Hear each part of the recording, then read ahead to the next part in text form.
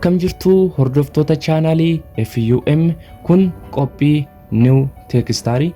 Qophii New Tekstaarii keenya har'aatiin maqa maleeyyii haakaroonni odeeffannoo hatan attamiitiin Puutiniin dadhabsiisuuf hojjetaa jiru kan jedhu irratti xiyyeeffannaa. Hamma xumura qophii keenyaatti nu waliin tura.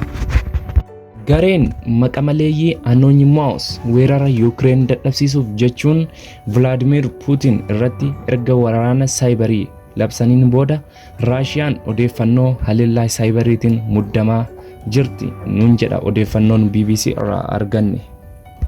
Waraanni Ukraine eegaleen booda haleellaawwan odeeffannoo saayibarii taasifaman keessaa tokko haleellaa odeeffannoo garichi TV Raashiyaa irratti raawwate kanneen eeramu keessaa tokko. Haleellichis viidiyoo gabaabduu irratti boombiiwwan Ukraine irratti dhoofamanii fi loltoonni waa'ee dhiibbaa waraanichaa yoo dubbatan agarsiisuun sagantaaleen idilee yoo addaan citan mul'isa. Viidiyichis gara torbaanota sadiif qoodamaa kan ture yoo ta'u marsariitii haakaroota maqa maleeyyii Anonymous kan hordoftoota miliyoonaan qabu irrattis gadhiifameera. Kanaanis yeroo gabaabaa keessatti namoota miliyoonotaan ilaalameera. Taateewwan kunis mallattoowwan Anonymous kan qabu haala diraamaatiin kan qophaa'ee fi kan salphaatti qoodamudha. Akka haleellaa haakaroota odeeffannoo gara biraa adda baafachuuf cimaa miti. Gareen xixiqqoo Anonymous keessaa tokkos ta'e haakii gochuu yookaan odeeffannoo butuu kanaaf itti gaafatamaa ta'uu fi daqiiqaawwan 12f tajaajilaawwan TV to'achuu akka danda'an dubbateera. Elzaan Ameerikaa kan jiraattu yoo ta'u abbaan ishee Raashiyaa jiraatanis yoo tamsaasni TV isaanii addaan ciccitu isheef bilbila. Elzaan akkas jechuun dubbatti, yoo taateen kun mudatetti abbaan koo naaf bilbilaani yaa waaqa dhugaa nutti agarsiisaa jiru jedhaan Elzaan. Kanaafuu anis waraabbachuu danda'eera, isaan boodaas nan maxxanse, innis hiriyaansaa tokkos arguu natti hime jetti Elzaan. Post Telecom dhaabbata Raashiyaa tajaajilaawwan haakii ta'an bulchuu yoo ta'u kanarratti yaada kennuu hin barbaanne. Qaamoleen odeeffannoo butan kunneenis Puutiin namoota nagaa Ukraine irratti haleellaa raawwataa jira jechuun raagaa dhiyeessan. Nagaa Ukraine deebisuuf gareen Anonymous kunis marsariitiiwwan Raashiyaa dogongorsuun allattis odeeffannoo mootummaas fudhadheera jedhe. Hojjettuun dhaabbata nageenya saayibarii Red Goat jedhamu Liizaa Fortee akka jedhanitti haleellaawwan hanga ammaa taasifan kan bu'aa buusu jedhamanidha. Qaamoleen kunneenis hanga ammaatti madda odeeffannoo sadarkaa olaanaan dhiphisaa haleellaa raawwachaa turan. Kana raawwachuun ammoo salphaa yoo ta'u marsariitiiwwan yeroof tajaajilan ala taasisa. Gochaan TV buutuu garuu kalaqaa dinqisiisaadha, cimaas natti fakkaata jedhan. Egaa daawwattoota keenya amma hammaatti kan Raashiyaa irratti raawwate kana waliin ilaalleerra. Maqa malleessi yookaan Anonymous eenyu kan jedhu wajjin ilaallaa nu faana tura. Maqa maleessi yookaan Anonymous eenyu? Gareen roogeeyyii haakarootaa kunis yeroo jalqabaatiif kan ka'e bara 2013 keessa marsariitii 4chan jedhamu keessa ture. Garichi hooggansa homaa kan hin qabne yoo ta'u mallattoon isaanis nuti baay'eedha kan jedhu. Namni kamuu qaama garichaatti jechuu fi kaayyoo barbaadan kamiifuu odeeffannoo hatuu kan danda'u yoo ta'u garuu ammoo waliigalatti isaan kan haleellaa irratti raawwatan dhaabbata aangoo haala malee fayyadame irratti. Mallattoon isaanis nama maaskii uffatedha. Gareen kunis fuulaawwan miidiyaalee hawaasaa hedduu kan qabu yoo ta'u Tiwiitara qofaarratti hordoftoota miliyoona 15.5 qaba. Anonymous marsariitiiwwan Raashiyaa barbadeesseera.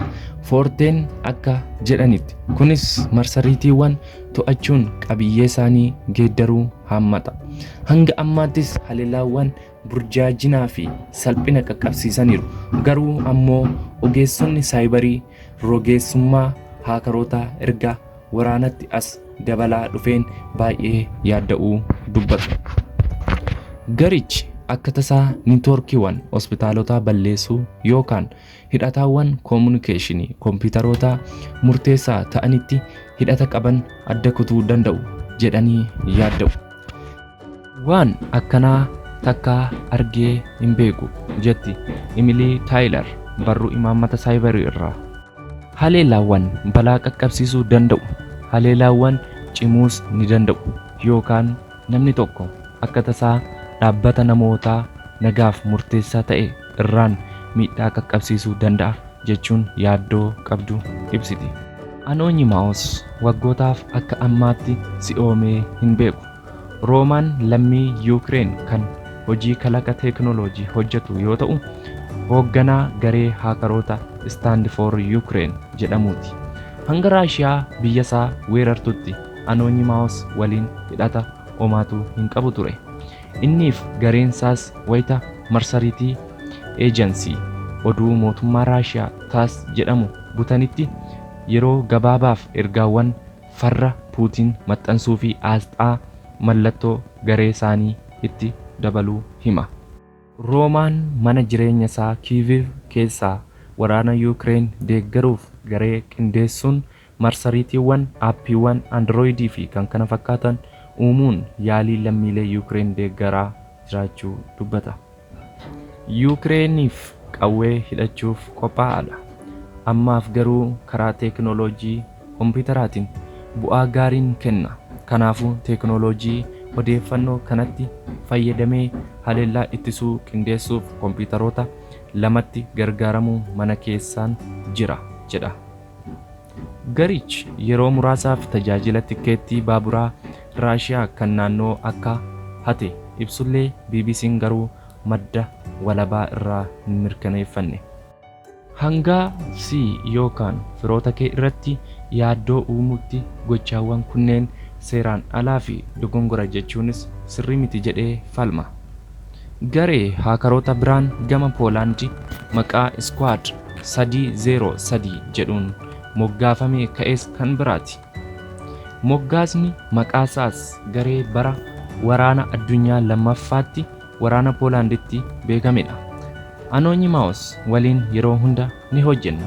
Amma akka miseensa garichaattiin of lakkaa'a kan jedhu ammoo garee moggaasa loltuu waraana addunyaa lammaffaa qabate kana. Suuraan isaa akka bahuu barbaadu baatullee miseensi garichaa kan biraa tokkos suura koffiyyaa fi maaskii Yuukireen fakkaatu ergeera.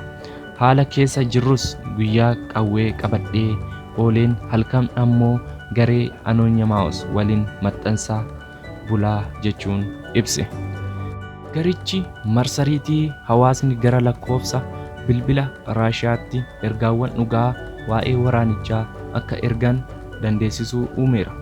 Kanaanis ergaawwan gabaabaa miliyoona 20 olii fi ergaawwan WhatsAppii akka ergamaniif mijeessineerra jedhu.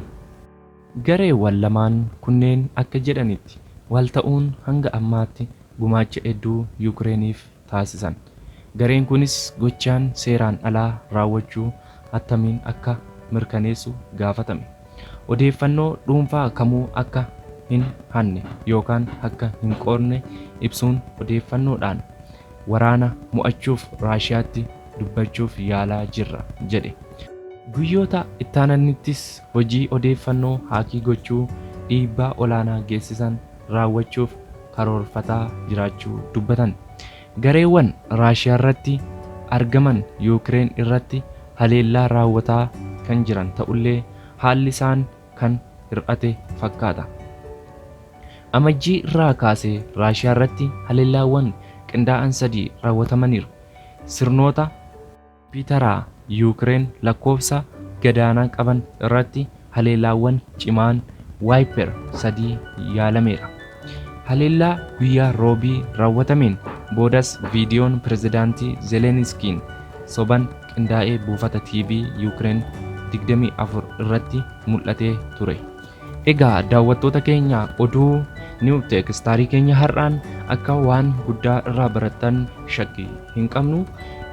Chaanalii kana subscribe, share, like gochuudhaan nu bukkee dhaabadhaa isiniin jenna. Isin jaalanna.